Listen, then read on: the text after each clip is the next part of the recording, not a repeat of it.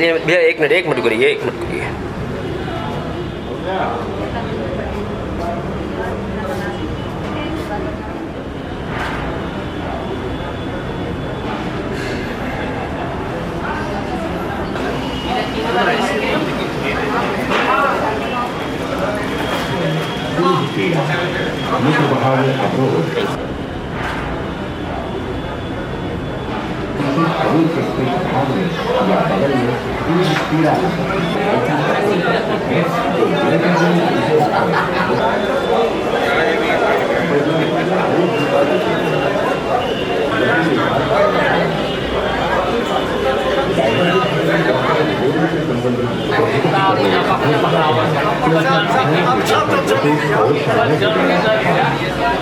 बहाव रोक सकती है और अंततः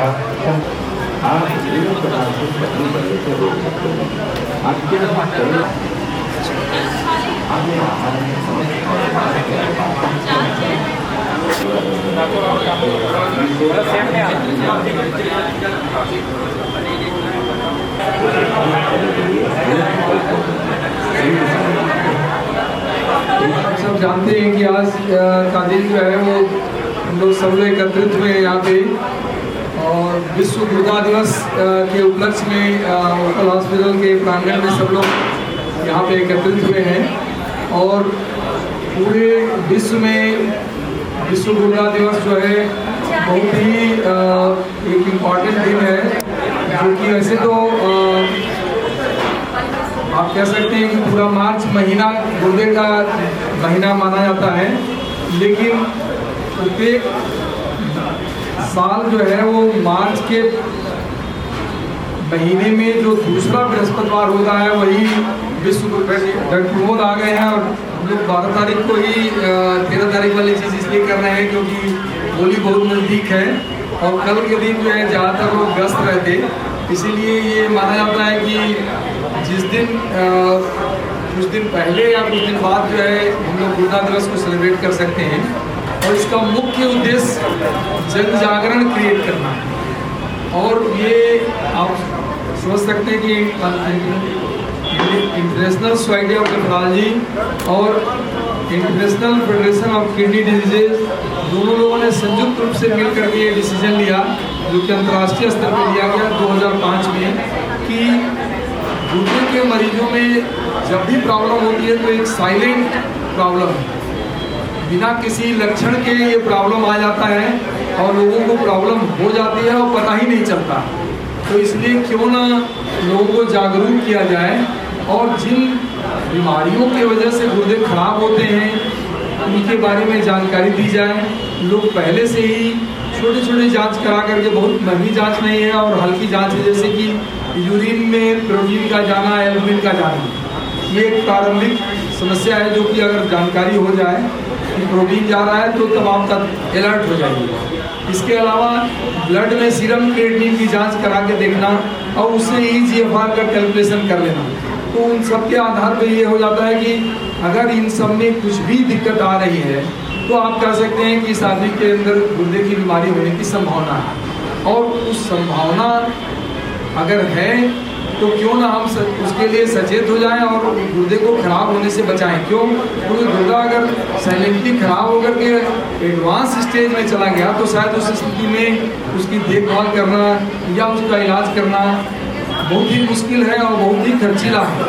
तो इसलिए हम लोग 2005 से ही पूरे विश्व भर में, अपने देश में और हम लोग पूर्वांचल में इस बात की जागरूकता क्रिएट कर रहे हैं कि लोग जागरूक हों, स्पेशली हाई रिस्क ग्रुप को जागरूक करने की जरूरत है। हाई रिस्क ग्रुप कौन है? पूरे विश्व भर में सबसे मुख्य कारण गुर्दा खराब होने का डायबिटीज है, मधुमेह की बीमारी। करीब 40 से 50% मधुमेह की बीमारी जो है कंट्रीब्यूट करता है गुर्दे की बीमारी।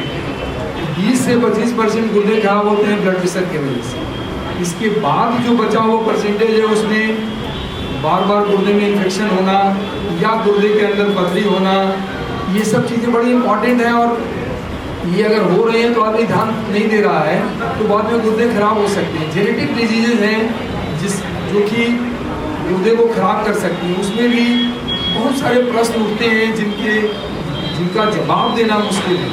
और जिनको हो गया तो उसका लाइलाज बीमारी है, उसका कोई इलाज नहीं है। लेकिन लाइलाज बीमारी में भी अगर हम लोग बीमारी को पहले जानकारी ले लें, डायग्नोसिस कर लें, तो बहुत सालों तक छोटी छोटी दवाओं से ब्लड प्रेशर कंट्रोल करके, खान पान में परहेज करके और दर्द निवारक दवाओं का सेवन न करके या इन्फेक्शन को प्रिवेंट करके हम लोग जो है गुर्दे को खराब होने से बचा सकते हैं। और गुर्दा का खराब होना खाली खराब होना नहीं, एक अंग खराब नहीं होता है, उसकी वजह से जो जहर पैदा होता है वो पूरे शरीर में प्रभावित है। हम दीपक जी का हार्दिक स्वागत करते हैं, कृपया आप आइए और आगे आकर के जो है बैठिए प्लीज।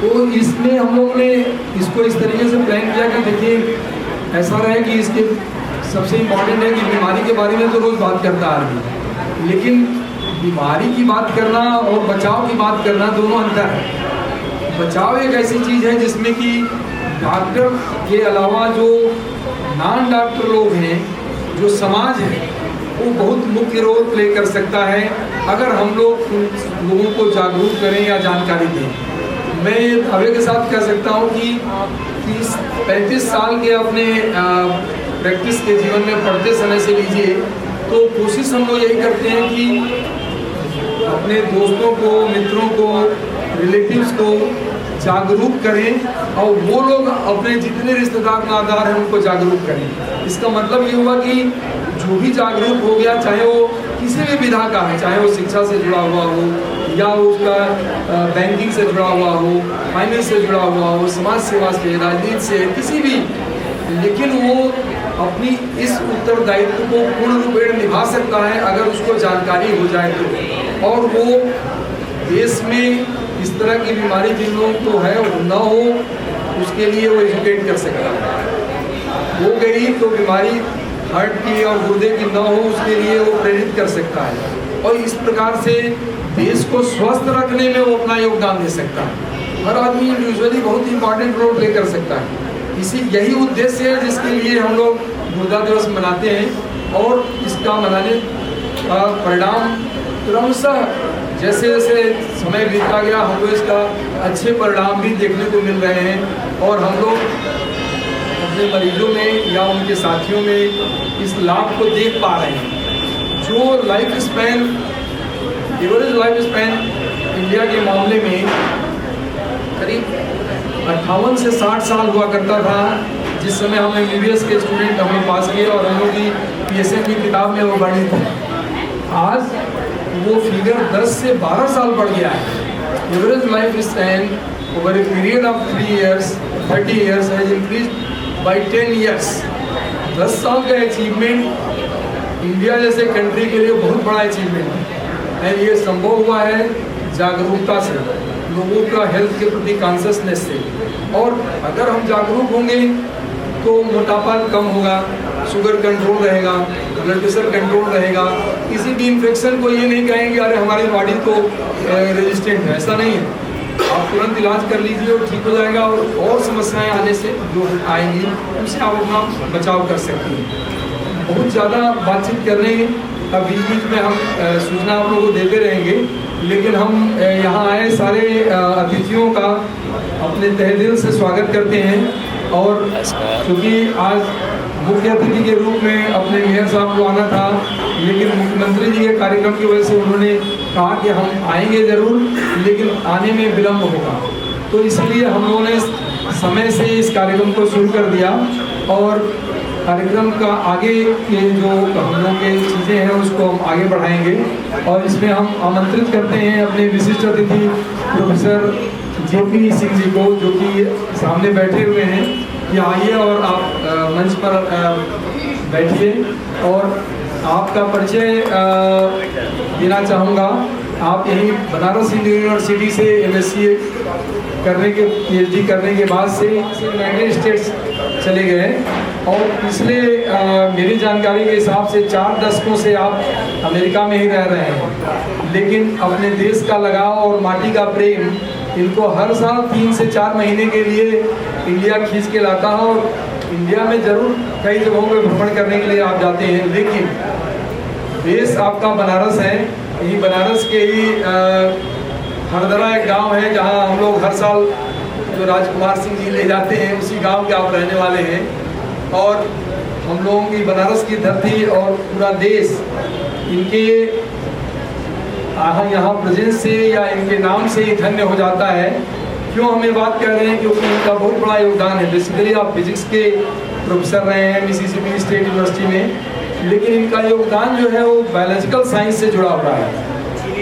क्योंकि लेजर फिजिक्स का इंसान एक ऐसी तकनीक डेवलप कर दे जो कि विश्व प्रसिद्ध हो, जिसके ये इनोवेटर हैं, जिसको कि लेजर इंड्यूस्ड ब्रेकडाउन स्पेक्ट्रोस्कोपी बोलते हैं हम लोग। और आपने ऐसी एक विधा की खोज की है जिससे बिना किसी सैंपल को तोड़े फोड़े, बिना क्रश किए, उसके पूरा अंदर के क्या क्या एलिमेंट्स हैं उसकी जानकारी दी जा सकती है। और आपके द्वारा दीक्षित और प्रशिक्षित कई स्टूडेंट्स पूरे देश में विभिन्न यूनिवर्सिटीज़ में अलग अलग पोस्ट पे रहते हुए इस विधा को आगे बढ़ा रहे हैं और उससे बहुत सारा रिसर्च वर्क हो रहा है। उसमें हम लोग भी उससे जुड़े हुए हैं, इसलिए क्योंकि हम लोग डॉक्टर राय और डॉक्टर जिंदल जो कि अभी शायद कहीं व्यस्त हैं, अभी आ ही रहे होंगे, ये दोनों लोग सर्जन हैं। और ये लोग जो स्टोन निकालते हैं, गॉलब्लैडर स्टोन और किडनी स्टोन, उसकी एनालिसिस बाकी जगह जो होती है वो क्रश करके होती है। लेकिन हम डॉक्टर सुप्रिया राय का हार्दिक स्वागत करते हैं। आप आइए और कृपया बैठिए। क्या है कि उन स्टोन्स का हम लोग एनालिसिस करा रहे हैं और वो एनालिसिस जो है इलाहाबाद यूनिवर्सिटी में जो लेजर आपके साथी हैं प्रोफेसर ए के राय साहब, उनके स्टूडेंट्स कर रहे हैं इस काम को। वो जगह जगह PhD करने के बाद जो है देश के कई कोनों में जा करके इस काम को करके आगे बढ़ा रहे हैं। क्योंकि बिना किसी सैंपल प्रिपरेशन के किसी चीज़ की जानकारी हो जाए और उसको वो जानकारी लेके अगर आदमी उस पर बहुत सा काम कर सके, या कई बार जो है वो ये जो बम वगैरह का डिटेक्शन है उसमें भी आप लोगों का योगदान है। लेकिन आपका योगदान मेनली जो है वो किडनी कैंसर से रिलेटेड रिसर्च है और इसके अलावा भी बहुत सारा है। शायद अपने भाषण में आप उसका उदाहरण पेश करेंगे और मैं आपका स्वागत करता हूं। और अभी प्रोफेसर JP सिंह जी वाला ही चला दिया है, जिससे कि आप तब तक कुछ जानकारी देंगे और हम लोग उसके बाद फिर और कार्यक्रम को आगे बढ़ाएंगे। और बताऊंगा आगे थोड़ा ध्यान करके। तो यहाँ पर जितने मान्यगण हैं, मतलब all the certificates of professor और dear brother sister and friends, ये मुझे बहुत खुशी का समय है कि मैं ऐसे जगह बोल रहा हूँ। इसके पहले मैं मेडिकल से रिलेटेड कोई जगह पर, यहाँ तो रियल डॉक्टर है, हम लोग तो बेसिक वाले रिसर्च वाले हैं, तो ऐसा हो सकता है कि हम कुछ चीज़ थोड़ा डिफरेंट बताएं।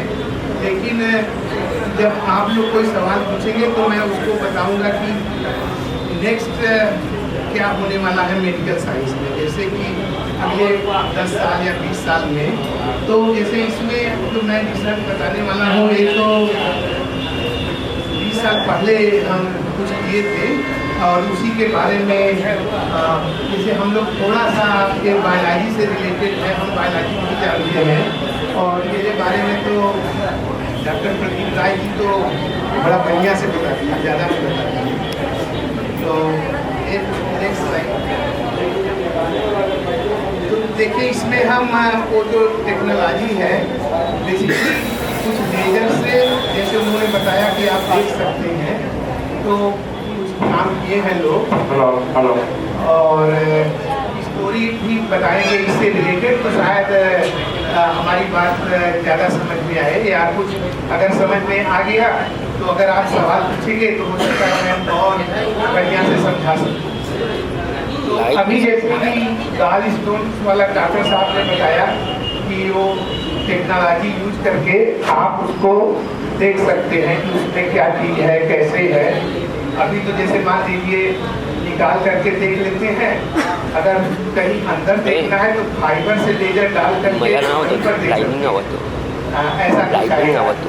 अभी आपको दिखाएंगे कि हां कैसे वो टेक्निक यूज करके कैंसर और नॉर्मल उसमें डिफ्रेंशिएट कर सकते हैं या देख सकते हैं।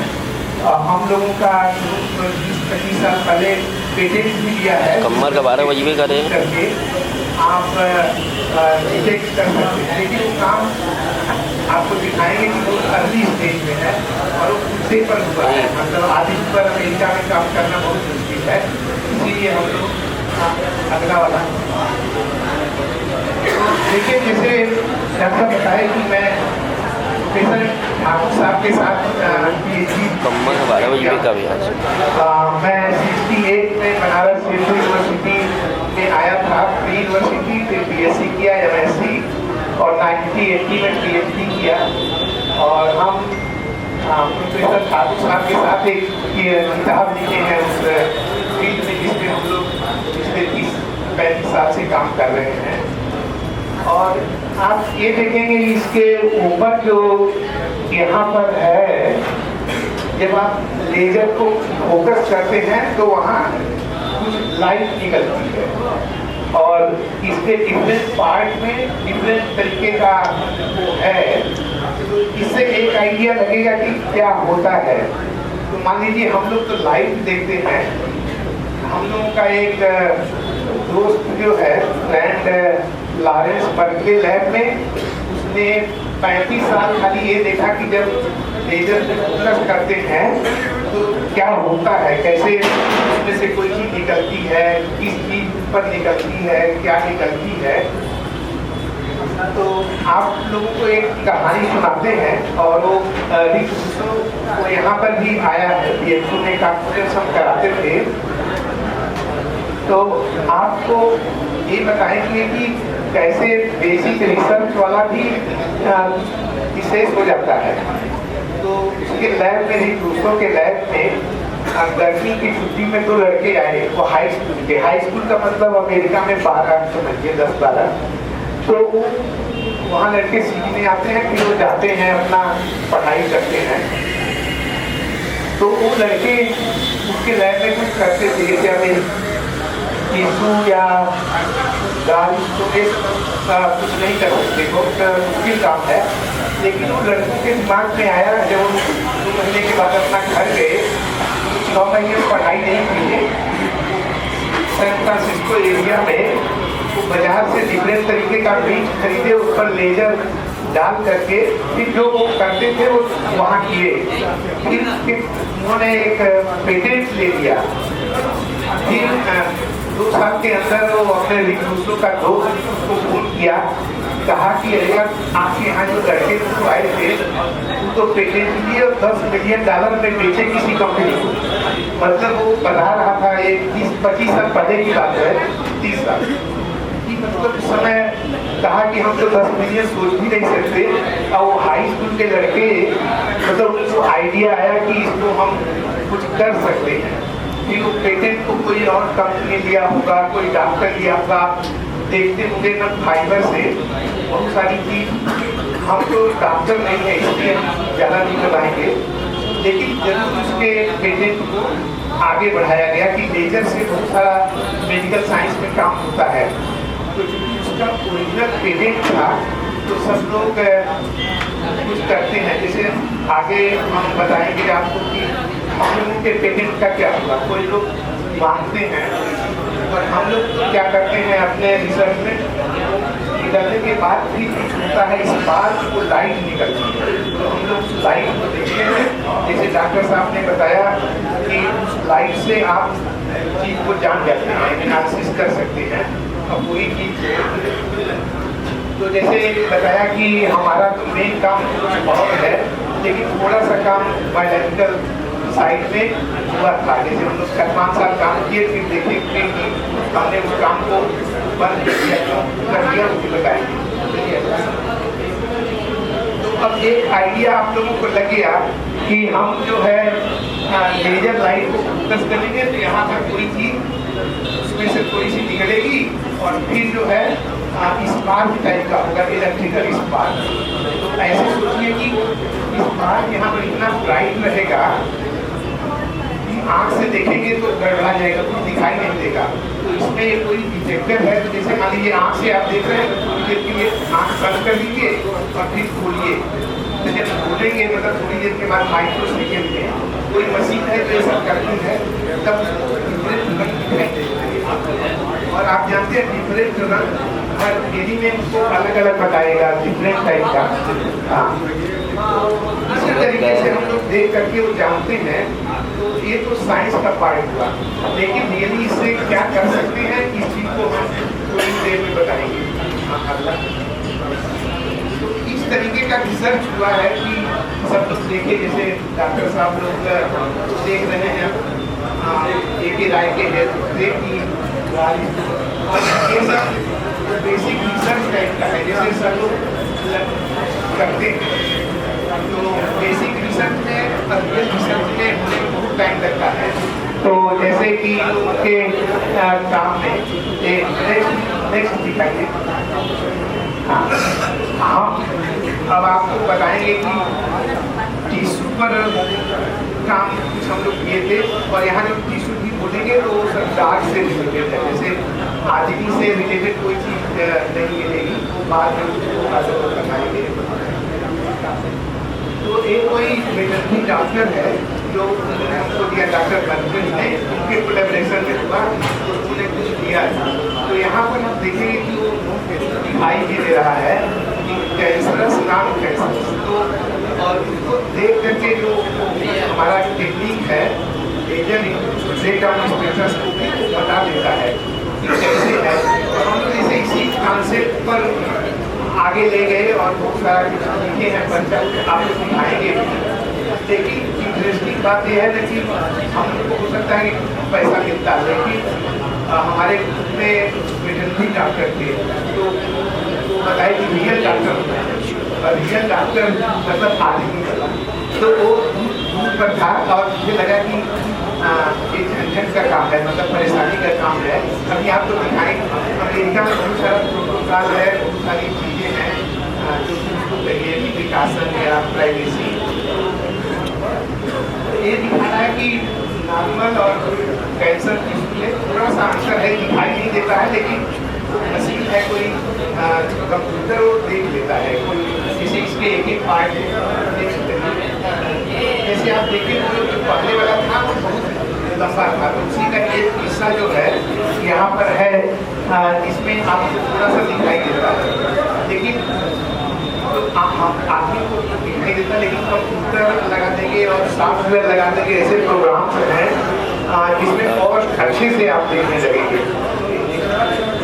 तो यही दिखा रहा है कि अगर आप देखें तो इसी तरीके से स्पेक्ट्रोस्कोप में ज़्यादा वो लग रहा था नॉइज टाइप का, उसके अंदर कोई कनेक्शन रखती है जो सॉफ्टवेयर प्रोग्राम देख सकता है। अब जैसे कि मैं शुरू में बताया कि आप कैंसरस नॉन कैंसरस टिश्यू को देख सकते हैं, तो यहाँ पर हम लोग ये वो आदमी जाती है कि ये सब डार्क से रिलेटेड है, इतने डार्क रेंज मतलब ये सब टिश्यू काट करके ले आया कि क्या आप वो स्टिक कर सकते हैं जैसे किसी पार्ट में, क्योंकि बेस लाइन होना चाहिए। तो हम लोग रिसर्च किए कि हाँ आप देख सकते हैं। जैसे कि हम आपको ये दिखाएंगे कि जैसे मान लीजिए ट्रेन का 10 है, तो कोई प्रोग्राम है जो वो ट्रेंड होता है, जैसे आजकल AI का नाम खूब सुने हुए, आर्टिफिशियल इंटेलिजेंस वाला। तो आप इसी में देखेंगे तो 20 साल पहले का काम है, उस समय AI दूसरे तरीके का प्रोग्राम आप देखेंगे कि जैसे ये उसने बताया कि ये ब्रेन का सैंपल है, ये सैंपल है, उस प्रोग्राम से वो ट्रेंड हो गया। फिर उसने कुछ अननोन दिया और उसको निकाल दिए कि कैसे हो रहा है, तो दिखाई दिया, तो आप पता कर सकते हैं। तो अभी हम बता रहे थे कि वो प्रोग्राम सॉफ्टवेयर या यहाँ से जाना मत करिए करते हैं कि उस तरीके का चीज होता है, मॉडल है जो समझने का ट्राई करेगा, कोई चीज को समझ जाएगा। तो इस में जो आइडेंटिफिकेशन वाला है क्लस्टर एनालिसिस टाइप की कोई चीज है। तो हम ये दिखा रहे हैं जो टेक्नोलॉजी के हम लोगों ने उनका सैंपल था उसको क्लियर बता दिया कि भाई ये ब्रेन का है, किडनी का है, कहाँ का है, और वो कोरिलेशन इफेक्ट का मतलब क्लोज टू वन, जैसे कि वो बढ़िया काम कर गया। तो ये बेसिकली उस चीज के बारे में बता रहा है कि कैसे वो चीज काम करती है, और कोई छलनी रहे तो एक तरीके का फिर निकालेगा कि भाई 4-5 किसी को एक कर देगा, किसी को एक कर देगा, तो उसी तरीके से ये करता है। फिर 3-4 चीज निकली है, फिर कोई ऐसा छलनी निकालिए जिससे एक को निकलने लगे, तो अंत में जाते जाते आप देखेंगे कि एक निकल गया। तो वही वो ट्रेनिंग है, लेकिन वो सॉफ्टवेयर करता है, वो जो प्रोग्राम है कंप्यूटर का वो करता है, जैसे आर्टिफिशियल इंटेलिजेंस से आप करते हैं, ठीक है। लेकिन आपको ये दिखा रहे हैं कि एयर का भी लिस्ट किए थे, लेकिन वो पब्लिश नहीं किए। लेकिन जैसे हम लोग के पेटेंट है कि कोई भी चीज, कोई भी पार्टी का पार्ट है तो उसमें कवर करते हैं।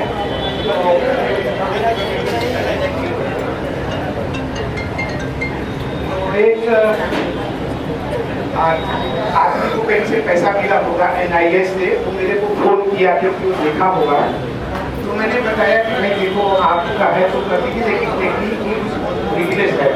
तो जैसे हम लोगों ने ह्यूमन का सब NIS का कोई क्लासेस है, पार्ट है, वो करके खड़ा होगा और हर तरीके के आगे वहाँ पर सबसे दस्तखत करवाना होता है कि भाई हमारा हेयर नेल और इसका कर सकते हैं। तो हम लोगों ने आगे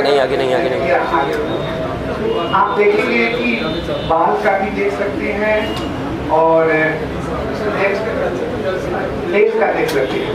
तो जो आदमी मेरे को फोन किया था वो शायद कोई सिस्टम है आजकल, जो आप नेल में कोई पर्टिकुलर एलिमेंट है जो उससे वो रिलेटेड है, वो कह रहा था उसको देख करके वो देख सकता है, लेकिन हम लोगों ने इसको कभी पब्लिश नहीं किया, इसलिए कि अननेसेसरी कम्युनिकेशन होगा। जैसे वैसे हम लोग का सब रिकॉर्ड था, ठीक है। तो हम ब्रीफ में ये बता रहे हैं कि हमने आपको ये बताया कि नॉर्मल जैसे डिफरेंट पार्ट बॉडी के एक कुत्ते का था कि आप पता कर सकते हैं कि कहाँ से आया है और मैलिग्नेंट, और तो हम लोग का एक कॉन्सेप्ट था जो हम प्रपोज किए थे NIS को, जैसे डॉक्टर साहब तो सर्जन हैं कि वो लेजर से सर्जरी भी कर दीजिए और देखते भी नहीं, जैसे बॉर्डर लाइन कितना काटना है कि जिससे वो आपको एक पता चल जाए कि न ज़्यादा काटे न कम काटे, ऐसा कुछ आइडिया था। तो जैसे एक पेशेंट को कर तो आइडिया से होता है, लेकिन तो उस काम को बहुत आगे नहीं बढ़ाए। वैसे इस समय फ्रांस में कोई एक ग्रुप है जो इमेजिंग कर रहा है इसी से कोई चीज को। तो जैसे आपको पता है डॉक्टर साहब एक ह्यूमन वाला लाल स्टोन और रेड हेयर, इस टाइप का बहुत सारे लोग कोई चीज देख रहे हैं, लेकिन ये बताया कि जैसे बेसिक रिसर्च होता है, रियल जो रिसर्च है वो डॉक्टर जब इन्वॉल्व होते हैं बहुत टाइम लगता है, फिर देखते हैं कि टेक्नोलॉजी कितनी आगे है, कब काम करेगी। तो समरी में ये बता रहे हैं कि एनिमल से टिश्यू वाला काम किए थे हम लोग, और ये और इसका टेस्ट वगैरह कुछ प्रोग्राम है उससे करते हैं, आगे करते हैं। देखिए ये तो पुराना है, इसमें बहुत सारे लोग रिटायर हो गए हैं। ये डॉक्टर AK राय साहब हैं, ये PM राय साहब हैं, और ये डॉक्टर बंसीलाल IIT कानपुर से उस समय गए थे हमारी सहयोगी मां की, और जो है ये अच्छा ही है, ये तस्वीर में हेड ऑफ डिपार्टमेंट और हैं, ये जो टीम है, और ये तो दोनों लड़के हैं, ये पीछे वाला ये लड़का है, ये लोग तो नौकरी कर रहे होंगे और बहुत सारे लोग सब रिटायर्ड हो गए मेरे जैसे।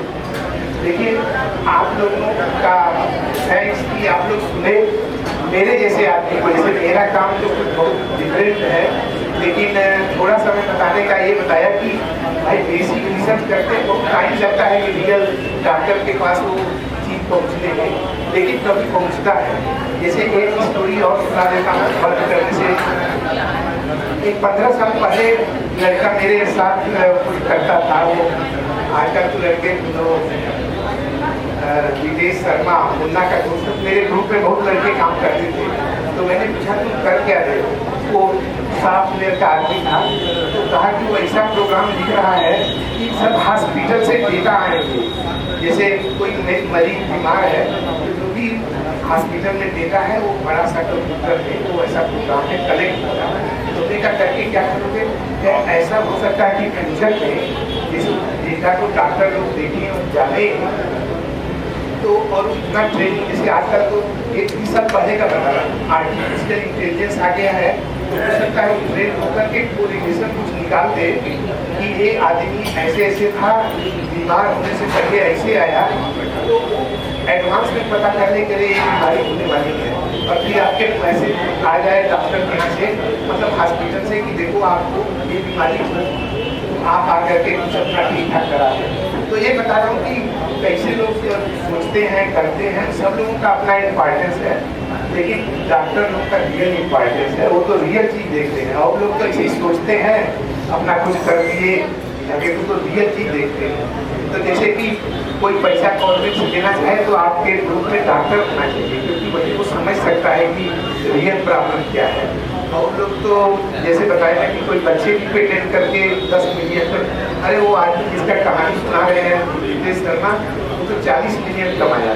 तो अब वो कंपनी किसी को बेचा होगा, जो भी कुछ करे, अब दूसरा काम करता है।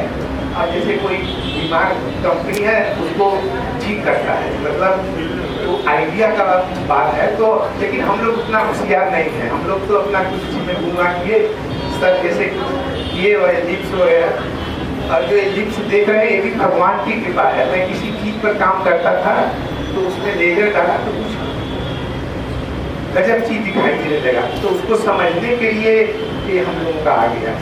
तो चलिए मेरा समाप्त। आप लोगों को अगर कोई सवाल पूछना है तो मैं और कहानी सुना सकता हूँ, नहीं तो धन्यवाद तुम्हारा बात सुनने के लिए। आपकी इस बात से मैं पूर्ण रूप में सहमत नहीं हूँ कि जो मरीजों का इलाज कराने वाले डॉक्टर हैं, करने वाले, और जो लोग बेसिक साइंस में रिसर्च कर रहे हैं, शायद 20 साल पहले से ये समय आ गया है या आने वाले समय में इसी का भविष्य है। यहाँ बैठे हुए हैं और संयोग से आप सब लोगों का सानिध्य, आशीर्वाद हमेशा हम लोगों को मिलता रहता है। अगर एक्सरे की डिस्कवरी नहीं हुई होती तो आज ढेर सारी बीमारियों की डायग्नोसिस हम लोग नहीं बना पाते। एक्सरे की डिस्कवरी करने वाला इंसान भी फिजिसिस्ट था, फिजिक्स का ही इंसान। अब आप आगे आइए, अल्ट्रासाउंड से रोज हम लोग बात करते हैं कि देखो जानवरों में स्टोन है कि नहीं, किडनी में स्टोन है कि नहीं, पेशाब की थैली में इन्फेक्शन है कि नहीं, लॉन्गिट्यूडिनल प्रोस्टेट रोज देखते हैं। जो पीजो इलेक्ट्रिक इफेक्ट है, जो अल्ट्रासाउंड में यूटिलाइज होता है, उसकी डिस्कवरी भी फिजिक्स के लोगों ने ही किया। तो तीसरा उदाहरण है, हम लोग रोज MRI की बात करते हैं या पेट स्कैन की बात करते हैं, जो कैंसर डिटेक्ट करता है या ढेर सारी अन्य बीमारियों, किडनी से लेकर के ब्रेन से लेकर लीवर से लेकर सब बीमारियों को डिटेक्ट करता है। मैग्नेटिक रेजोनेंस इमेजिंग की डिस्कवरी भी फिजिसिस्ट ने की, इसलिए हर काम इम्पॉर्टेंट है सर। आप दिल बैठिए, और आप आज हम लोगों के लिए आदरणीय हैं और विशिष्ट अतिथि आप हमेशा आदरणीय हैं। मैं डाइटिशियन, ओपन हॉस्पिटल की डाइटिशियन नीतन सिंह, छोटा सा प्रेजेंटेशन अवेयरनेस के ऊपर कि हमें अगर किसी डिजीज हो जाती है या होने से पहले जो सिम्टम्स होते हैं उस पर थोड़ा सा ध्यान देना है। अगर हमारा वेट बढ़ा हुआ है तो उसको हम कैसे मैनेज करें, सब चीज़ों का छोटा सा प्रेजेंटेशन दे रही हूँ। इस साल विश्व गुर्दा दिवस का थीम है are your kidney is okay. इसका मतलब है क्या आपकी किडनी सही है, इसको कैसे हम पता लगाएं कि हमारी किडनी सही है। सबसे पहले एक छोटा सा इंट्रोडक्शन,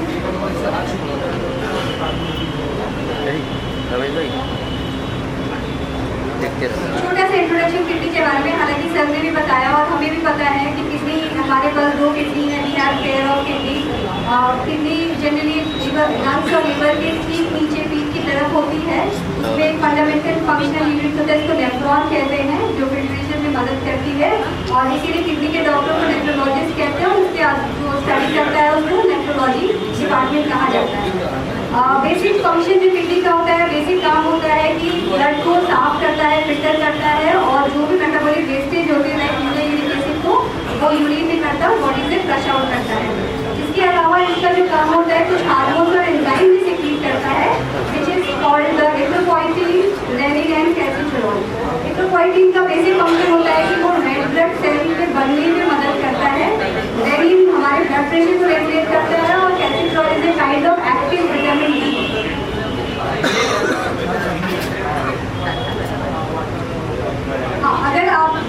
अगर ये 5 साइलेंट सिम्टम्स अगर आपको दिख रहे हैं तो जरूरी नहीं कि आपको किडनी प्रॉब्लम है, लेकिन वन ऑफ द रीजन हो सकता है कि आपकी किडनी अफेक्टेड हो।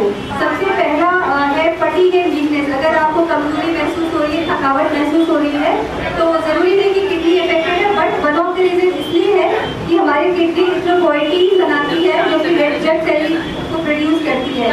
हो सकता है कि इरिथ्रोपोइटिन का प्रोडक्शन कम हो रहा हो और हमें थकान और कमजोरी महसूस हो रही हो, तो वन ऑफ द रीजन ये भी हो सकता है।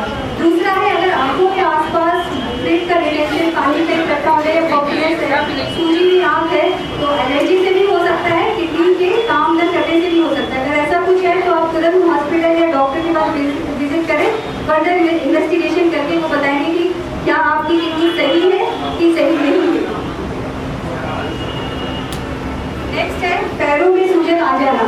कभी कभी हम बहुत चल लेते हैं तो उनकी स्वेलिंग आती है, लेकिन ये कारण किडनी की पुअर फंक्शन का भी हो सकता है।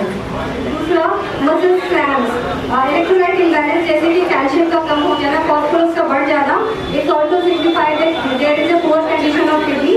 देन आप डॉक्टर के यहाँ जरूर विजिट करें। इनमें से कोई भी 5 साइलेंट सिम्टम्स आपको दिखते हैं तो किडनी फंक्शन पुअर हो सकती है। आगे आप अगर डॉक्टर क्या जाएंगे तो डॉक्टर इनमें से कुछ टेस्ट करेंगे अकॉर्डिंग टू आपकी कंडीशन, लाइक ब्लड टेस्ट कर सकते हैं, यूरिन टेस्ट कर सकते हैं, अल्ट्रासाउंड कर सकते हैं, CT scan, MRI and kidney biopsy की जरूरत होगी तो वो आपको इन्वेस्टिगेट करेंगे, आपको बताएंगे कि उन्हें ये आपको टेस्ट कराने के लिए कि खुद से आप न कराएं, आपके डॉक्टर सजेशन के सारे टेस्ट होते हैं किडनी से रिलेटेड, जो कि किडनी को चेक करते हैं कि किडनी हेल्दी और नॉट। बेसिक कॉज क्या हो सकते हैं, मेनी फैक्टर्स किडनी प्रॉब्लम के हो सकते हैं, लेकिन बेसिक कॉज डायबिटीज, हाइपरटेंशन और ओबेसिटी जो बेसिक कॉज होते हैं। डायबिटीज अगर आपका ब्लड शुगर हाई है, अगर आपको डायबिटिक है आप, तो ब्लड वेसल्स डैमेज होने का चांसेस होते हैं, ब्लड वेसल्स डैमेज हो सकते हैं जिससे कि किडनी का फंक्शन पुअर हो सकता है।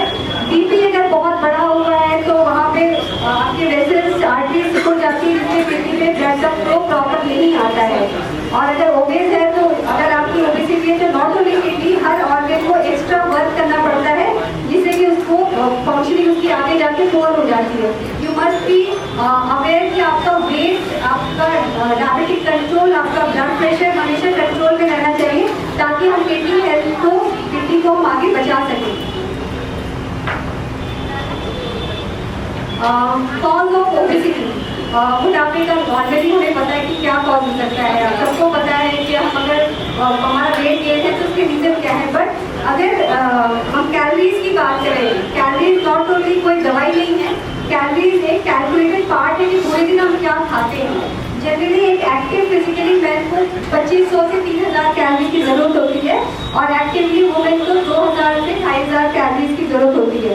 लेकिन होता क्या है कि हम अपनी कैलोरी इवैल्यूएट नहीं करते हैं। अगर मान लीजिए हमने 1 पोर्शन मील पे ही हमने ज़्यादा खा ली, लाइक फ्राइज, पकौड़ाज वगैरह एंड पराठे, it means you have taking more calories, और अगर उसको हमने आउटपुट नहीं दिया तो वो हमारी बॉडी में एज ए फैट जमा होता है। तो अपनी कैलोरीज कैलकुलेट करने की जरूरत नहीं है, लेकिन you should aware about the diet. अपनी डाइट में जनरली एक नॉर्मल सादा खाना रखें जो कि चिकन से भरा ना हो, जिसमें कि एक मील में 500 कैलोरीज हम कंटेन कर सकें। अगर हम 3 रोटी, थोड़ी सब्जी, थोड़ा दही, थोड़ा दूध लेंगे तो almost it contain 450 to 500 calories.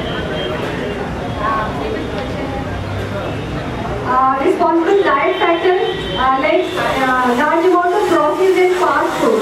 आजकल हम बहुत सारे फास्ट फूड के बारे में सुनते हैं। What is fast food?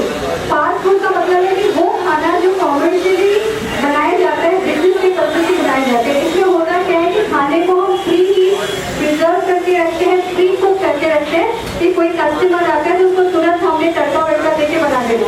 तो प्री हीटिंग में एक तो न्यूट्रिएंट लॉस होता है, प्रिजर्वेटिव में मेरी सॉल्ट एंड मेरी शुगर यूज होता है, जिससे कि हमें एक्स्ट्रा कैलोरीज हम उसको पुट करते हैं। तो you have to skip the taking large amount of fast food. कभी कदार चीट डे होता है, बट ये कि मैक्सिमम टाइम आप बाहर के प्रोसेस और फास्ट फूड न खाएं। दूसरा है देखिए टू मच अल्कोहल और कोल्ड ड्रिंक्स वगैरह, नॉर्मली वी नो कि cold drinks contain sugar. Eating a not large portion that हम एक साथ ज़्यादा खाना ना खाएं। And then distance eating, it is very good term distance eating. Distance eating एक तरह का ईटिंग सिंड्रोम है। फॉर एग्जाम्पल जैसे हमने नाश्ता कर लिया, 2 रोटी थोड़ी सब्जी खा ली, फिर हम घूमते टहल के अपने टेबल पे देखें कि 5 केले पड़े हैं, वो थोड़े से खराब हो रहे तो हमें लगता है कि 5 केले खा लेते ही वेस्ट हो गए। This is called distance eating. जिसकी हमारी बॉडी को जरूरत नहीं है वो चीज़ हम खा रहे हैं। तो 1 बनाना ऑलमोस्ट अगर 100 कैलोरी, तो एक साथ हमें 500 कैलोरी लेगी। दूसरा, मदर अपने बच्चे को 2 साल के बच्चे को खाना खिलाती है, थोड़ा वो खाना छोड़ देता है, फिर सोचती है ये खाना हम खा रहे हैं, that is also called distance eating. उससे मदर का एक्स्ट्रा कैलोरीज और वेट बढ़ने के चांसेस होते हैं। थर्ड, अगर हम कोई भी चीज़ लें उसका एक तो पोषण कम रखें। दूसरा कि चीट डे के नाम से आजकल बहुत चीज़ संडे बिंज चीट डे, तो उसमें क्या होता है कि कोई पैटर्न ऑफ डाइट नहीं होता है। हम जलेबी खाएंगे तो हम पूरी आधा 1 किलो जलेबी खा लेंगे, हम पूरी खाएंगे तो only puri. There is no pattern of diet. This is called the distance eating. जिसकी हमारे शरीर को जरूरत भी वो हम ले रहे हैं, वो ओबेसिटी को बढ़ाता है। तो इससे इन सारे फैक्टर से आप बचें तो आपका बॉडी वेट मेंटेन रहेगा। These are the BMI ranges. इसको कैलकुलेट करने की जरूरत नहीं। और मोबाइल में, एंड्रॉइड मोबाइल में एक ऐप है BMI ऐप, उससे आप अपना वेट और हाइट डालेंगे तो वो पूरा ऐप आपको बता देगा यू आर अंडर वेट और नॉर्मल और ओवर वेट और ओबेसिटी। अगर आप नॉर्मल है तो बहुत अच्छा है, अगर थोड़ा अगर ओवर वेट ओबेसिटी की तरफ है तो should be take care of your diet and थोड़ा सा फिजिकल एक्टिविटी बढ़ाएं। एंड देन फिजिकल एक्टिविटी जरूर करें, like exercise, walk, cycling is a good physical activity. तो डेली 1-2 किलोमीटर टहलने या चलने की जरूरत है, जिससे कि कैलोरी कट होगी बॉडी में, एक्स्ट्रा वेट जो है वो ऑक्सीडाइज होता है, फैट कट होता है, जिससे कि वेट नॉर्मल आ सकता है। फिजिकल एक्टिविटी जरूरी है ओबेसिटी को कम करने के लिए। ये पैटर्न ऑफ डाइट प्लान है, नॉट कि आप ऐसे ही प्लान करें।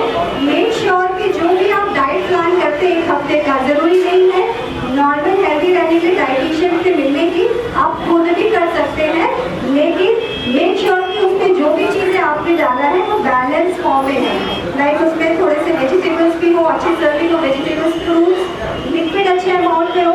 लाइक आपने मंडे को बीटरूट जूस ले लिया, फिर आप ट्यूजडे को ऑरेंज जूस कर सकते हैं, फिर एलोवेरा जूस। तो सारी चीज़ को आप बैलेंस ही लेंगे तो वो एक अच्छा पैटर्न ऑफ डाइट प्लान बनेगा, जो खुद भी आप बना सकते हैं। नाउ अगर किसी को किडनी डिजीज डायग्नोज हो जाती है तो उसकी डाइट कैसी रहनी चाहिए? First of all, kidney disease अगर कोई किडनी प्रॉब्लम है, वो कंजर्वेटिव ट्रीटमेंट पे है, जिसकी में डायलिसिस नहीं हो रही है, तो they should take low protein diet with low potassium, low phosphorus and limited fat. अगर पोटेशियम हमें कम करें, this is very good method, leaching process. Generally क्या होता है कि वेजिटेबल सोर्सेज ज़्यादा पोटेशियम कंटेन करते हैं, तो उसमें आपको चीज़ों को कट करना है, जैसे सोक इन वाटर, तो पानी में उसको सोक करना है, जिससे कि जितने भी वाटर पोटेशियम का एब्जॉर्ब करके फिर उसको पानी को फेंकते हैं, that is called leaching process. And the sources are generally apple is low potassium sources, lean protein है एग वाइट में, जो कि थोड़ा प्रोटीन कंटेन करता है, गुड बायोलॉजिकल वैल्यू प्रोटीन होती है एग वाइट में। और अवॉइड आपको leafy vegetable which contain high potassium, lemon, kiwis and these are some high potassium food. और हाई सोडियम फूड को भी जनरली बाहर के खाने में सोडियम थोड़ा ज़्यादा होता है। One who on disease on dialysis, अगर जो डायलिसिस पे है तो उनकी प्रोटीन हाई होनी चाहिए, because on dialysis their body is going on catabolic stage, तो प्रोटीन भी थोड़ा डायलिसिस के दौरान निकलता है, तो उनको हमें हाई प्रोटीन देना है। प्रोटीन चाहे प्लांट बेस्ड हो या एनिमल बेस्ड हो, लेकिन वो प्रोटीन होना चाहिए। बट अगर हम एनिमल बेस्ड लेते हैं तो वाइट प्रोटीन चेक करें, जिसके थोड़े अब्सॉर्प्शन। हाँ, पानी कम देना है, अगर सूजन ज़्यादा है तो और भी डिस्ट्रिक्ट डॉक्टर्स पानी को और भी रेस्ट्रिक्ट करते हैं। सोर्सेज एज वी नो, तो जितने भी चिकन से लो पोटेशियम, लो सोडियम फूड्स हैं, फ्रूट्स एंड वेजिटेबल्स, सॉल्ट कम से कम डायलिसिस पेशेंट को देना है। एंड प्रोसेस्ड एंड पेनफुल जितने भी प्रिजर्वेटिव्स अचार पिकल्स और जितने भी ऐसी चीज़ें हैं जूसेस, वो डायलिसिस पेशेंट को बिल्कुल नहीं देना है। Direct nephrotic syndrome, nephrotic syndrome generally वो कंडीशन है जिसमें कि बॉडी से प्रोटीन लीक होता है, और जब प्रोटीन लीक होने की वजह से उसको हमें कंपनसेट करना पड़ता है डाइट के थ्रू। तो should be high protein, low sodium, low cholesterol and low fat. There is a formula LLL, low sodium, low salt and low fat diet इनकी होती है नेफ्रोटिक सिंड्रोम की। इनमें जो बेसिक है कि जो भी चीज़ें हो फैट कंटेंट ना हो, फिर कोलेस्ट्रॉल बढ़ा रहता है। Oat milk, whole grains, and oat meal. I would like to tell you something about oats. Oats आपने सुना होगा, it's a kind of fiber. And we know the fiber एक ऐसी चीज़ होती है जिसका डाइजेस्टिव ऐसा कार्ब्स होता है, बट उसके बहुत बेनिफिट्स होते हैं। तो oats एक soluble fiber है। We have two kind of fibers, soluble and insoluble. oats एक soluble fiber है जो कि हमारी बॉडी में जाके अब जब भी हम उसको लेते हैं तो वो वाटर के साथ इंटैक्ट होकर एक जेल लाइक सब्सटेंस बनाता है और हमारे GI ट्रैक्ट में जाता है, जहाँ पे वो बैक्टीरिया द्वारा फर्मेंट होता है और गुड बैक्टीरिया की कॉलोनीज बढ़ती है। इससे क्या होता है कि आपका ब्लड हेल्थ अच्छा होता है। दूसरा, वो कैल्शियम और फॉस्फोरस का एब्जॉर्प्शन बढ़ाता है। तीसरा, कुछ ऑक्सीडेंट का एब्जॉर्ब करके बॉडी से निकालता है जिससे कि स्टोन फॉर्मेशन नहीं होता। तो हमारी डाइट में फाइबर ऐड करना बहुत ज़रूरी है। And oat is the best source जो कि हर कंडीशन, चाहे पेशेंट डायबिटिक हो, चाहे हार्ट का पेशेंट हो, चाहे वो ओवरवेट पेशेंट हो, अगर आप 3 से 4 चम्मच ओट डेली लेते हैं तो उतना वो एटलीस्ट 20% हेल्पफुल आपके हेल्थ को बेनिफिट देगा।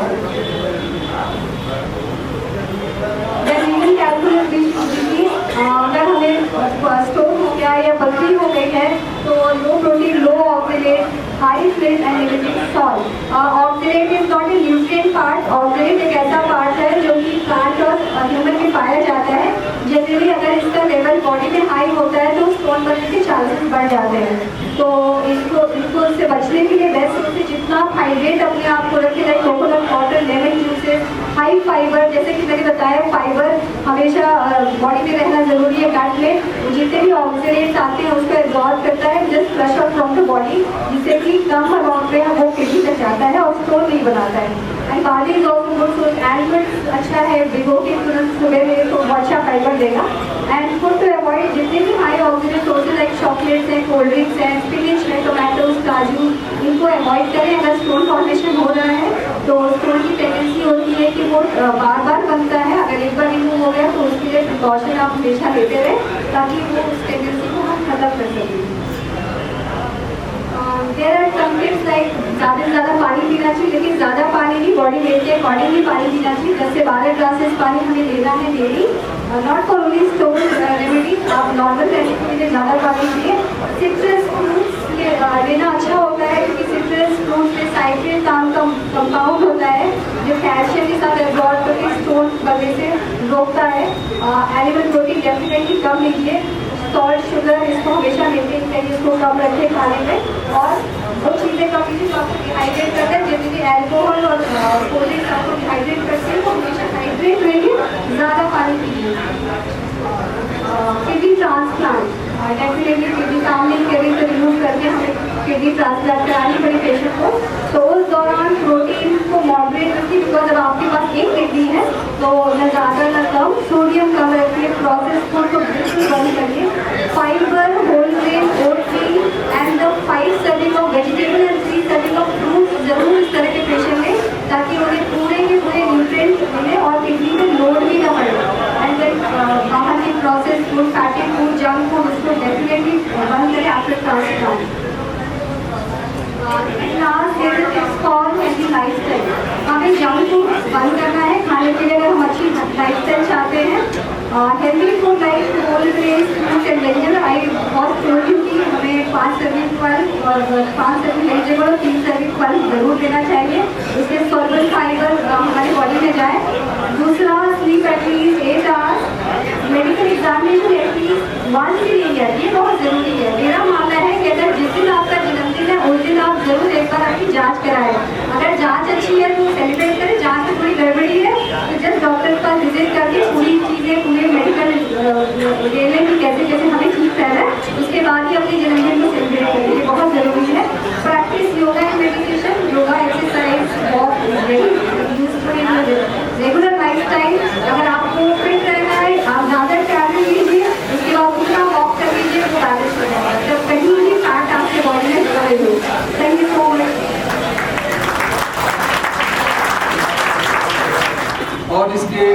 साथ ही मैं अब आगे की कड़ी जो प्रोग्राम है उसको स्टार्ट करना चाहता हूँ और इसके लिए मैं आमंत्रित करता हूँ हमारे विशिष्ट अतिथि प्रोफेसर JP सिंह जी को कृपया मंच पे आए।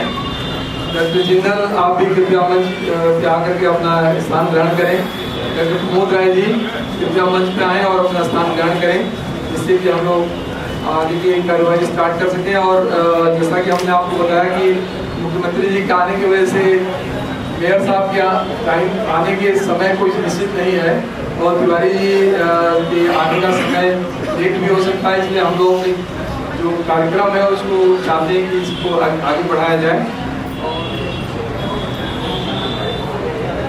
Thank you.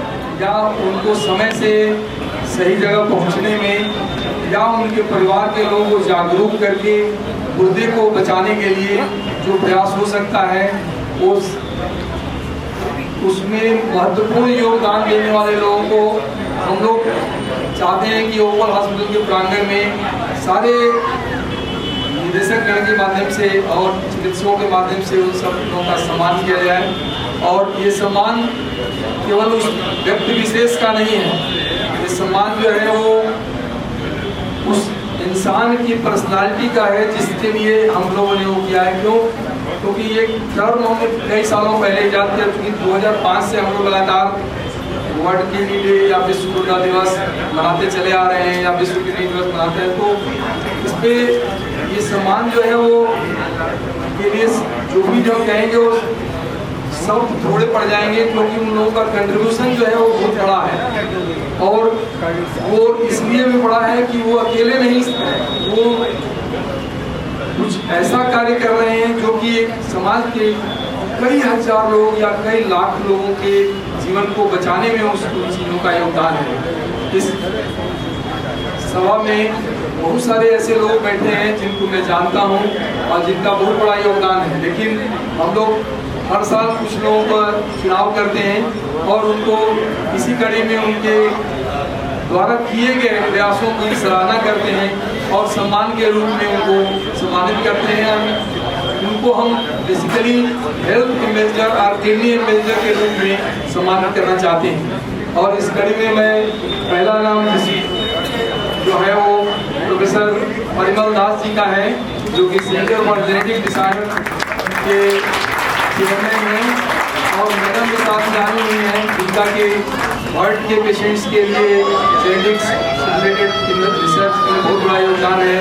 और परिमल दास जी जितने सरल हैं उतना ही क्लिष्ट सब्जेक्ट का ये रिसर्च करते हैं। इस विरोधाभास को इसलिए वो कर रहे हैं क्योंकि जेनेटिक्स में रिसर्च करके और ढेर सारी चीज़ों की डायग्नोसिस बनाना अर्ली स्टेज में और लोगों को जागरूक करना और गुर्दे की बीमारियों से बचाव करना या कैंसर आपका जो वर्क है वो पॉलीसिस्टिक किडनी डिजीज और रीनल कैंसर पे भी है। इसके अलावा न्यूरोलॉजिकल बीमारियाँ लेटरल स्क्लेरोसिस और कई बीमारियाँ हैं जिनका जिक्र हम यहाँ नहीं करेंगे क्योंकि हम लोग एक्सपर्ट नहीं हैं उनके जिक्र करने के लिए। मैं एक्सपर्ट नहीं हूँ कि मैं न्यूरोलॉजिकल डिजीज के बारे में जिक्र कर सकूँ। आज एक कृपया आप आगे आए और आप सभी लोग जो है तालियों की गड़गड़ाहट से प्रोफेसर परिमल दास जी का सम्मान।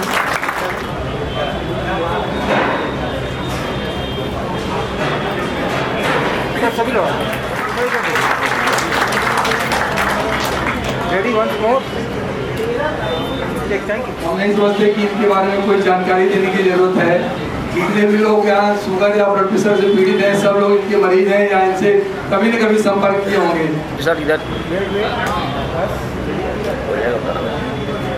कई वर्षों से हम लोग के करीबी हैं और इनका सहयोग इतना महत्वपूर्ण है हम सबके लिए कि 80 घाट पे सुबह बनारस के नाम से केवल कोई जाना जाने में बहुत बड़ा योगदान है। और इसके साथ लिए हम आप लोग सब लोग यहाँ पर सम्मानित करना चाहते हैं। भैया भैया वेट भैया वेट कराना दो इनकम टैक्स डिपार्टमेंट से इसका कुछ लेना देना नहीं है, इनका एक समाज सेवा का भाव है और मैं चाहता हूं कि आज इनको हम लोग सम्मानित करें। ये हम लोग के लिए बहुत ही गर्व का विषय है।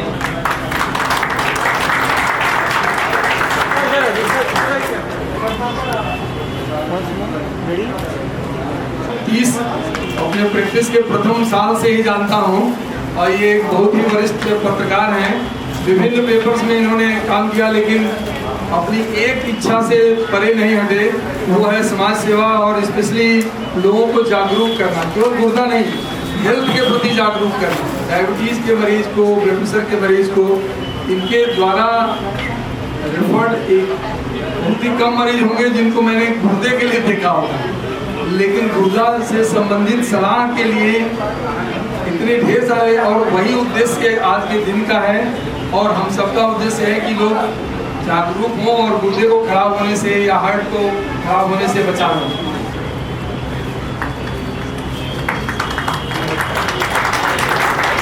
दो गुर्दे में एक गुर्दा हमें एक है। यस रेडी सामने ठीक ओके। मरीज लोग ये पूछते हैं कि डॉक्टर साहब इलाज तो आप कर रहे हैं, लेकिन हमारे ठीक होने की संभावना क्या है, या हम कितने सालों चलेंगे, या हम कैसे ज़्यादा दिन जी सकते हैं।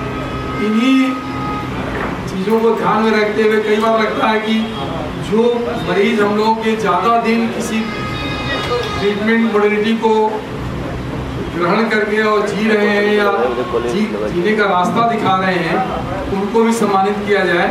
और जैसा कि आप सब जानते हैं कि हम लोग यहाँ जिन लोगों की किडनी खराब हो गई है तो केवल 2 इलाज हैं, या तो गुर्दा बदला जाए या ट्रांसप्लांट करने के अलावा दूसरा रास्ता है कि डायलिसिस की जाए। डायलिसिस में 2 तरह की होती है, एक पेट की डायलिसिस होती है और एक मशीन द्वारा होती है। तो ज़्यादा डिटेल में 90% लोगों का डायलिसिस जो मशीन द्वारा होता है और 10% लोग हैं जिनका पेट वाला डायलिसिस होता है। लेकिन इम्पॉर्टेंट ये नहीं कि डायलिसिस हो रहा है, लेकिन हम उस जज्बे को सलाम करते हैं जो इन मरीजों को इन इलाज जो हम लोग ऑफर करते हैं उसको लेते हुए ज़्यादा दिन जीने के लिए प्रेरित करता है। क्योंकि आदमी इतना परेशान रहता है कि उसका बीमारी है जो ठीक नहीं होगा, वो कैसे जिएगा, परिवार कैसे चलाएगा, तरह तरह की समस्याएं हैं। पहले और ज़्यादा समस्या थी, अभी आयुष्मान वगैरह आने से या प्रधानमंत्री नेशनल डायलिसिस प्रोग्राम आने से शायद कुछ लोगों को इसका सहारा मिला है और जीने का रास्ता बना है। लेकिन वो लोग जो कई सालों से जी रहे हैं वो निश्चित रूप से आदरणीय हैं। और मैं हर साल इस तरह के 2 लोगों को बुलाता हूँ, सिर्फ इसलिए कि वो एक अपने आप में संदेश, और उनका संदेश जो है हम सब लोगों के लिए एक बहुत बड़ी प्रेरणा का स्रोत है।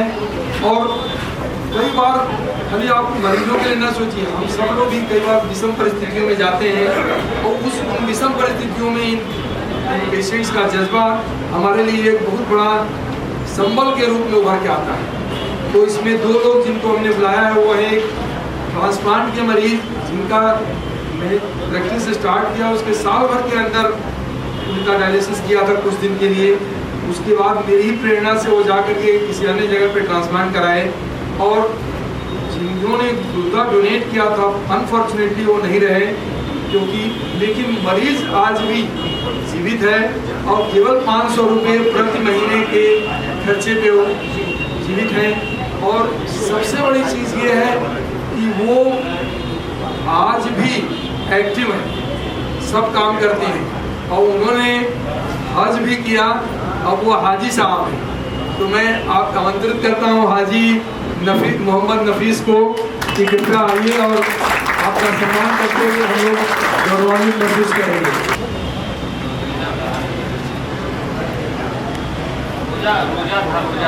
रोजा खोलने चलेगा, और वो कहाँ है? सेहत मानो उनको बुलाइए।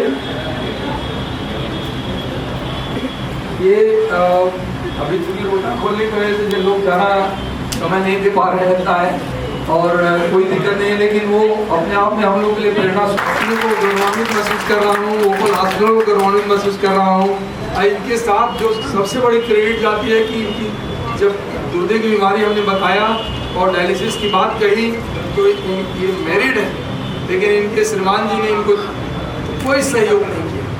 और इनका भाई जो आया हुआ है, जो कि हम लोग यहाँ हफ्ते में 2 से 3 बार डायलिसिस कराती हैं, वो एक एसी के टेक्नीशियन है।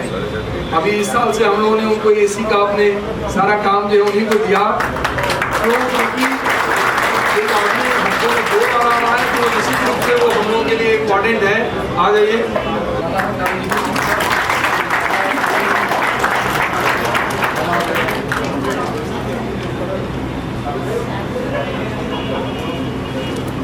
नाइट जब करते हैं भाई बुला के फाइल को अपने नहीं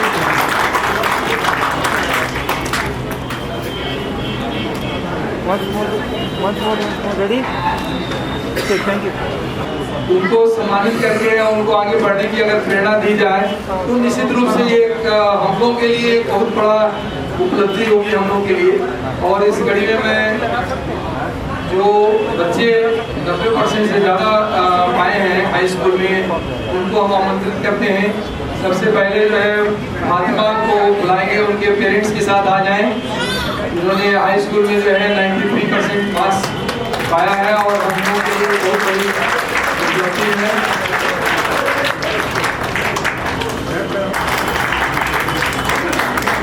हाँ, इधर देखिएगा सर।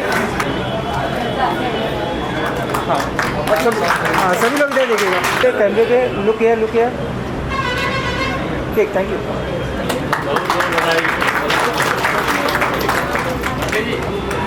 डॉक्टर शशि कुमार गुप्ता का लड़का विकास, जिसको प्रिय हम लोग जानते हैं और वो अपने माता पिता के साथ आया हुआ है।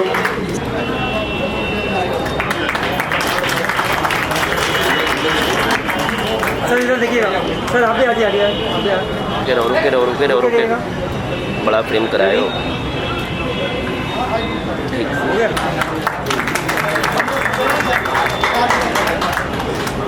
सुलूक खन्ना नाम है और उसके माता पिता आनंद जी और उनकी श्रीमती जी हैं। कृपया आगे आए जिससे कि हम लोग बच्चे का सम्मान कर सकें और साथ में जो है वो हम लोग का गौरव और आगे बढ़ाएं। once more thank you।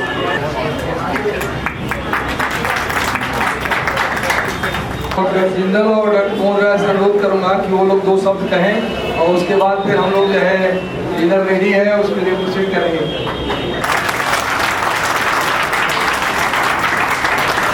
तो एक बात कहना चाहूँगा, जब 25 साल पहले इस अस्पताल की स्थापना के बारे में हम लोगों ने सोचा था, बनारस जो है स्वास्थ्य का ये केंद्र तब से है जब से भगवान धन्वंतरी इलाज कर रहे थे। लेकिन 1999 में के पहले तक बनारस के अंदर ऐसा कोई उदाहरण नहीं था कि 3 डिफरेंट परिवार के, डिफरेंट कास्ट के, डिफरेंट इकोनॉमिकल बैकग्राउंड के लोग आपस में मिल करके कोई एक चीज़ ऐसी बनाएंगे कि जिसको ईश्वर की कृपा से 25 साल तक आगे ले जा सकते हैं। इवन हम लोग खुद भी इस बात के लिए निश्चिंत नहीं थे या हमारे परिवार के जो हमारे बुजुर्ग लोग थे उनमें से कोई भी इस बात के लिए निश्चिंत था कि ये यात्रा हम लोग इतने सालों तक पूरी कर सकते हैं। तो वस्तुस्थिति ये है कि इस यात्रा को पूरी करने के लिए इसका जो फाउंडेशन हुआ, उस दुर्गा कुंड की दुकान के पास में एक छोटी सी चाय की दुकान थी जहाँ पर उस समय 1 रुपये की चाय मिलती थी। तो बेसिक मोटो अस्पताल का क्या था हम लोग का कि अस्पताल शुरू करते हैं तो कैसे चलेगा कैसे नहीं चलेगा इसका कोई ज्ञान नहीं था। डॉक्टरी का थोड़ा बहुत ज्ञान था, पढ़ करके आए थे हिंदुस्तान की और विदेशों की कुछ संस्थाओं से हम लोग पढ़ के आए थे, लेकिन किसी मैनेजमेंट का कोई ज्ञान नहीं था। लेकिन एक बात मैं आप लोगों से सबसे शेयर कर रहा हूँ, आज अचानक दिमाग में आ गई। हम लोगों ने उस दिन बैठ कर ये सोचा कि कोई भी संस्था चलती है तो वो क्यों टूटती है। तो ये दिमाग में है कि टूटती इस वजह से दिमाग में ये होता है कि भाई हमको जो चाहिए वो नहीं मिल पा रहा है या संतोष किसी वजह से होता है। तो हम लोगों ने वहाँ जब बैठा तो हम लोग बैठ करके कहे कि सब लोग 6 महीने तक अब डिस्पर्स हो जाते हैं और 6 महीने तक ये बैठ करके सोचते हैं कि यदि हम लोग के आपस में डिस्प्यूट हुए तो डिस्प्यूट का सोल्यूशन क्या होगा। तो पहले सोल्यूशन उन्होंने खोजा और आप सब लोगों के प्यार से मोहब्बत से आज तक वो नौबत ही नहीं आई।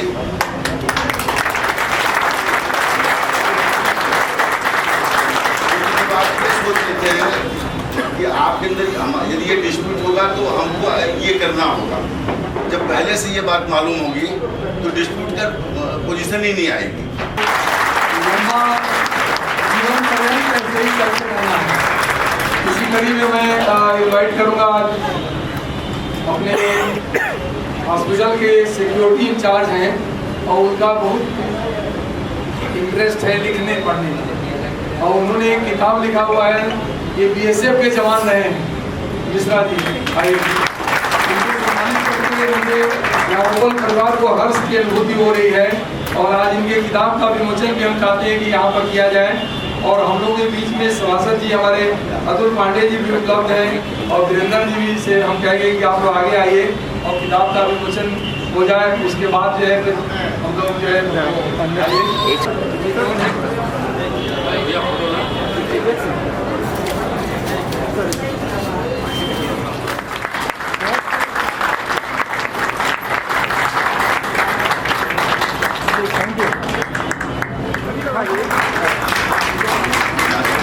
तो इधर देखिएगा, इधर सभी लोग आइए, सभी लोग धीरे देना, थोड़ा सा आप हाईलाइट करना है। ये हनुमान जी हैं। क्यों हम हनुमान जी कह रहे हैं? क्योंकि इनको अगर मालूम हो जाए कि ये कुछ भी बात नहीं सुनेंगे, ये सिर्फ ये सुनेंगे कि ओपल हॉस्पिटल को कोई कुछ कह रहा है, वो भी कहने नहीं देंगे, उससे पहले ही उसको कहेंगे कि नहीं तुम हमको कह रहे हो। तो ये एक बहुत बड़ी उपलब्धि है हम सबके लिए।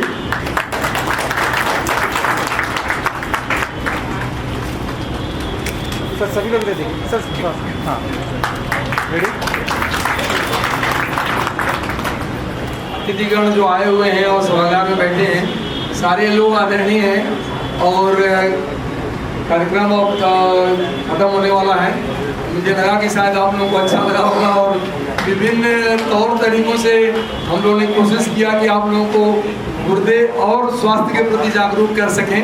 और इसी आशा और विश्वास के साथ हम लोग इस सभा को विराम देते हैं और आप सबसे अनुमति लेते हैं और आप लोग से रिक्वेस्ट करते हैं कि भोजन की व्यवस्था है और आप लोग उसको ग्रहण करें और उसके बाद ही फिर यहाँ से प्रस्थान करें। आप सबको सादर प्रणाम। जय हिंद, जय भारत।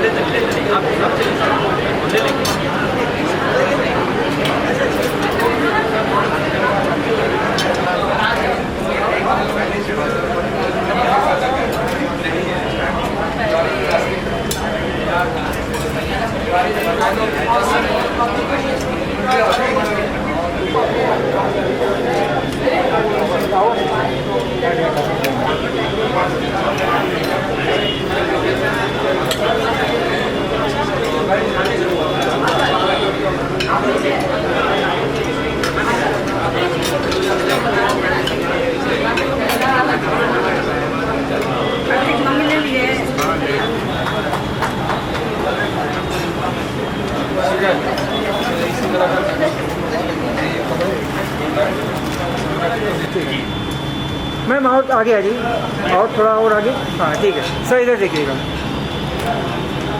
ठीक, थैंक यू। वेट कराना वेट वेट वेट वेट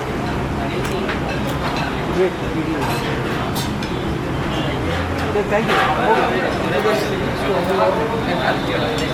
साथ में वेट कराना वेट करो हमारा हो गया। वेट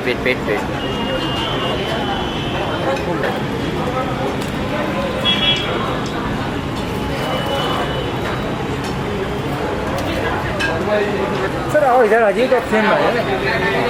ठीक ठीक सब समझ नहीं पा रहे हैं, बात नहीं है सर। उधर चलिए, उधर चलिए सर, हाथ नीचे। हाँ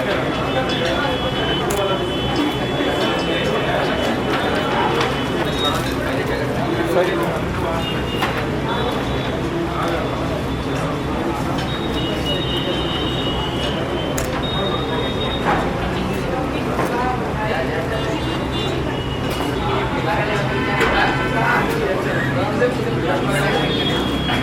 सर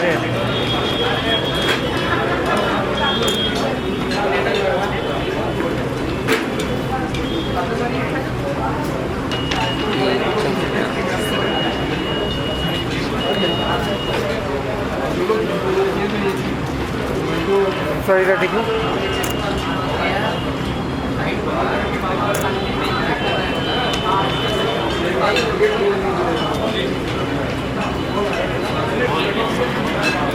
मैम इधर देखिए।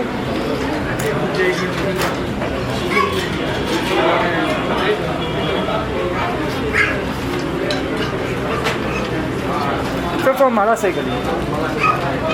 ठीक, हाँ इधर देखिए। ठीक, थैंक यू सर। सामने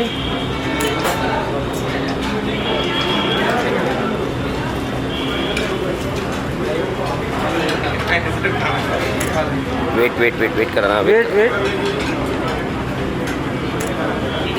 ठीक, थैंक यू सर। सामने रेडी।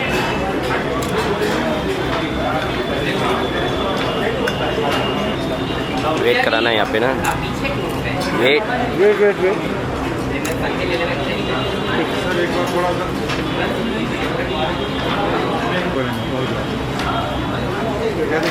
सेकंड सर रेडी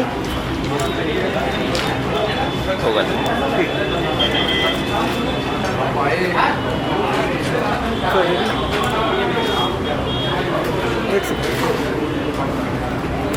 ठीक, थैंक यू।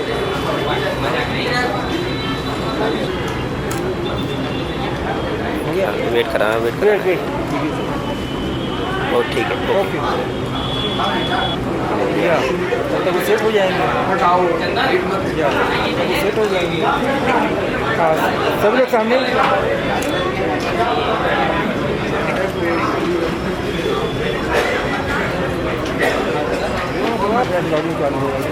मैम और अंकुर देने के लिए भी होगा, फोटो भी दिखाना है सर इधर देखिएगा। ठीक, once more। ठीक, थैंक यू। वाले उनसे मांगेगा। हाँ इधर देखिएगा। हाँ जी कौन है? नहीं रुकिए, हम चलिए सभी लोग सामने। ठीक, थैंक यू।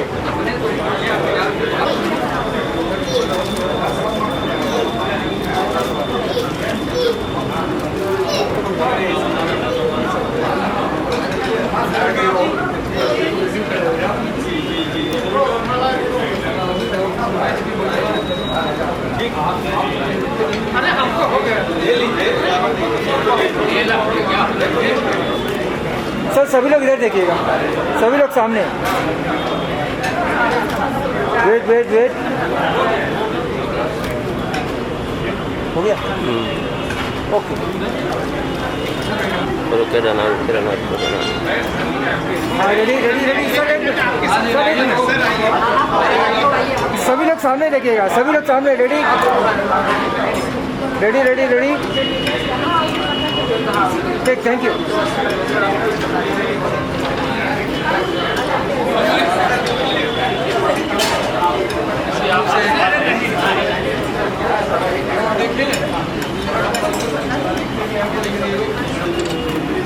वेट कराना, वेट वेट,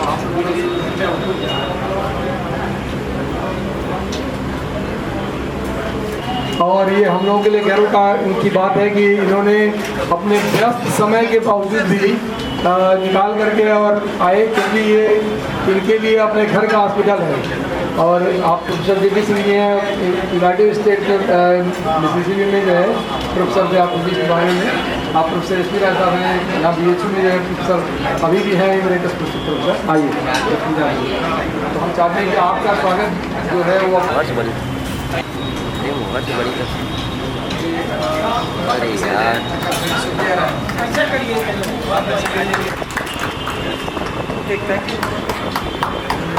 जबरदस्ती, थैंक यू बहुत। सर इधर देखिएगा,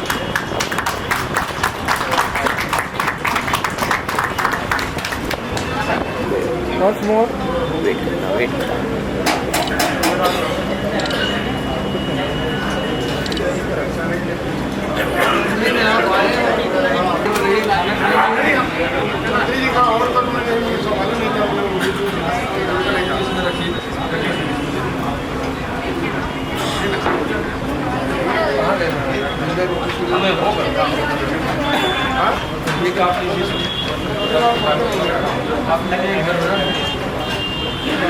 अच्छा जो है बचाता है, कहेगी तुम नहीं जाने उनका एक पारिवारिक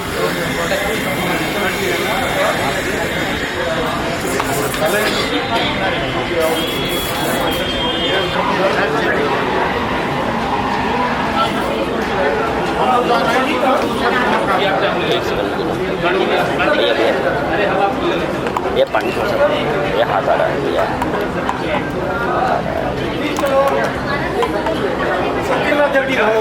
हम बैठे हैं, गजब से रखना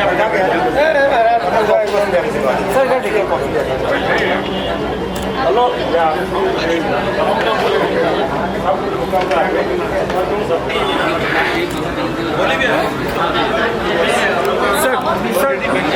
सर थोड़ा इधर देखिए।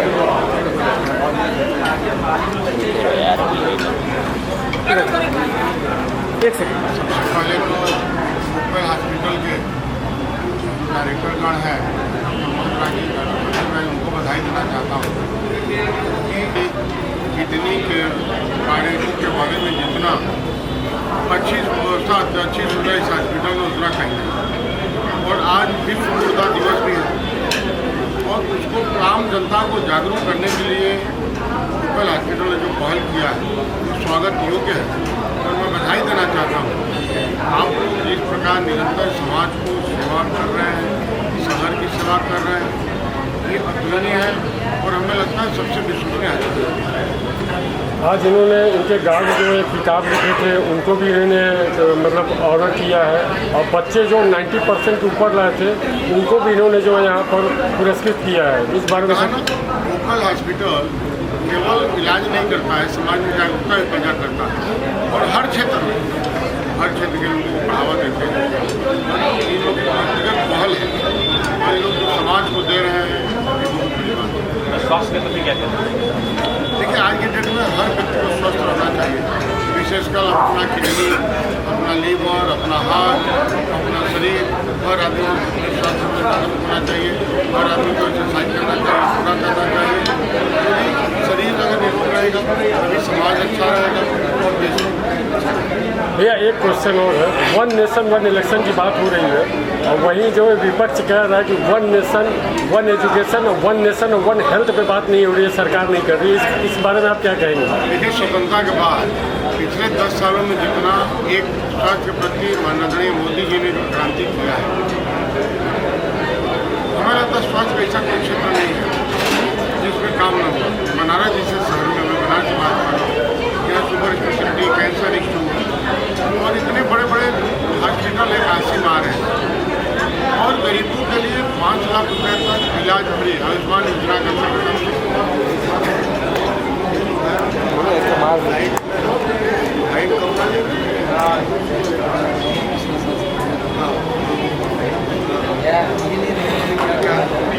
क्या सुधार हो सकता है? ठीक है, वेट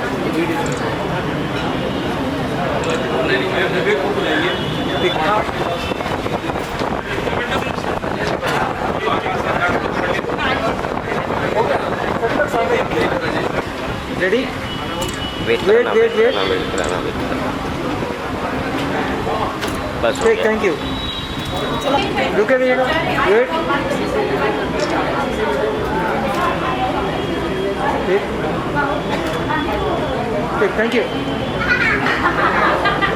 वेट कराना, वेट कराना, वेट कराना, रेडी वेट कराना। बुला रहे हैं। सर, आप इधर आइए सर, सर इस साइड आइए, इस अरे साइड। मार देता हूँ। यस, ठीक, थैंक यू।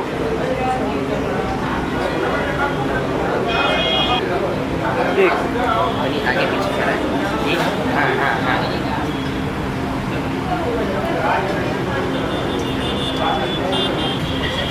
रुके रहिएगा,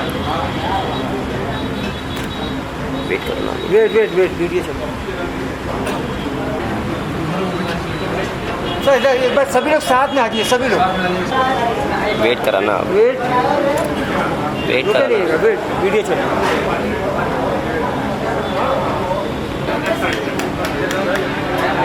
नारायण सब जगह अंधेरा है। हाँ, इधर देखिएगा, ठीक, थैंक यू। और लाख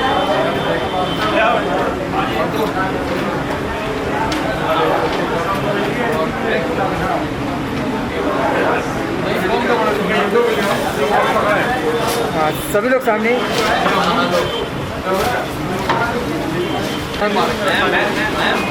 सामने देखिए सर, सामने। रेडी, ठीक है, हाँ जी, रेडी,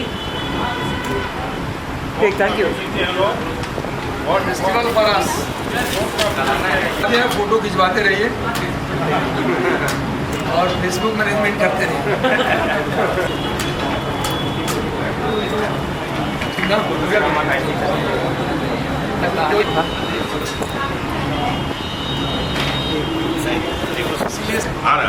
आइए, सबने यही कहा कि भाई नागर जी लेट नहीं कभी होगी। नहीं, हमसे प्रमोद ने कंफ्यूजन कर दी। ये चले पहले लोग प्रजाति और ये नागर त्रिपाठी जी जो है कांग्रेस के ऑल इंडिया स्पोक्समैन है, हमारे छोटे भाई हैं और ऑलमोस्ट रोज डिबेट में टीवी पे रहते हैं। कोई भी बड़ा चैनल ना हो जिसपे कि त्रिपाठी जी न रहते हो, और जितना नाइसली ये चीज़ों को प्रेजेंट करते हैं वो काबिल तारीफ है, कोई दो राय नहीं।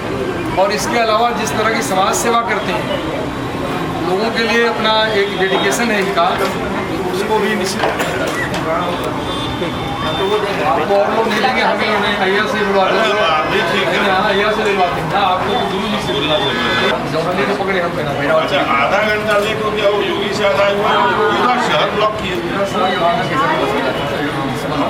अरे इसीलिए न फंस गए। पकड़ लीजिए। सभी लोग इधर देखिएगा, रेडी, once more, ठीक, थैंक यू जी,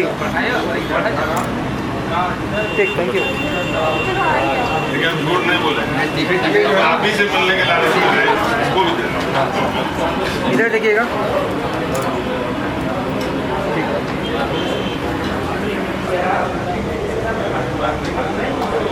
है।